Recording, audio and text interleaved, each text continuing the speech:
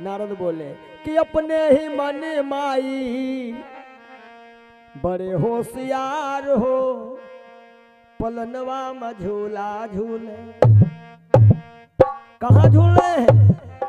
पलनवा में झूला झूले, सजनवा तुम्हारी हो, पलनवा में झूला झूले।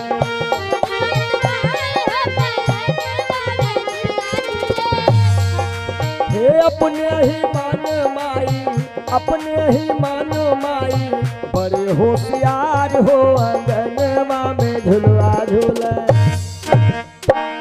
पलनवा में झूला झूले, सजनवा तुम्हारी हो, अंगनवा में झूला झूले।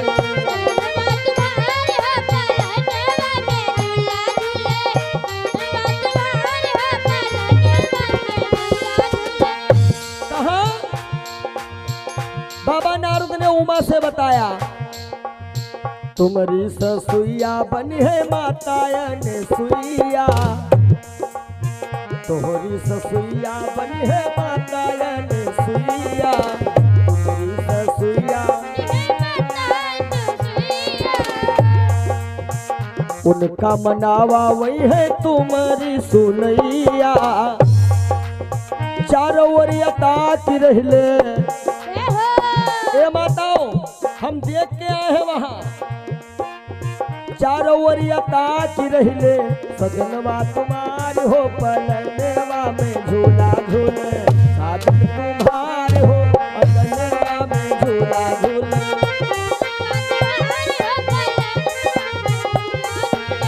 अपने ही मन माई, अपने ही मन माई बड़े होशियार हो, अंगनवा में झूला झूले, अंगनवा में झूला झूले, सैया तुम्हारी हो, पलनवा में झूला झूले।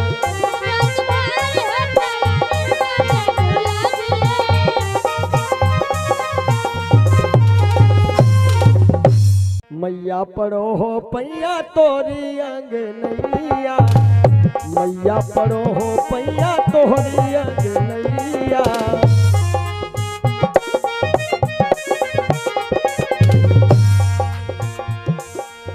सैया के बिना सुनी लागे हो रसैया।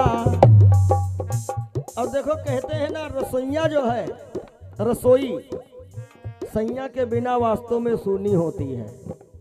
गांव घर में नहीं, बच्चे आए स्कूल से, मम्मी खाना, मम्मी के बगैर हाथ गोड़ धोए वहाँ घुसे ना, भाई तुम्हारे पापा नहीं खाई नहीं, है ना। सैया के बिना सुनी लागे हो रसैया, सैया के बिना।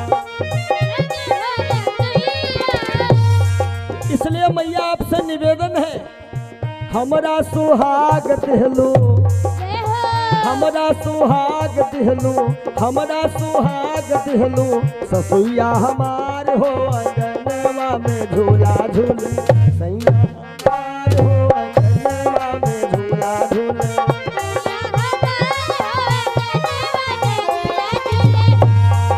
हे अपने ही मानो माई, अपने ही मानो माई बड़े होशियार हो, अंगनवा में झूला झूले,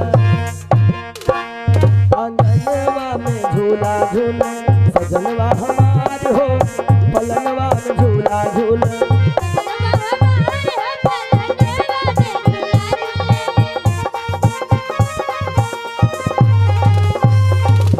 छाटो बिनो अपने बलमु अपने पतोहिया। पालने में तीनों लोग पड़े, अपन अपन भाई ले लो।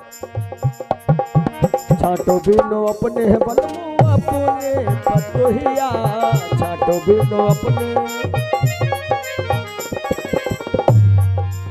तोहरा सुहाग दिहलो तोहरी ससुइया, तोहरा सुहाग दिहलो तोहरी ससुइया। और सुनो, प्यार दुलार में हमने कोई कमी नहीं की है। माता का प्यार पौले, माता का प्यार पौले, बाबा के द्वार हो, अंगनवा में झूला झूले, पलनवा में झूला झूले, सैया तुम्हारी हो, अंगनवा में झूला नहीं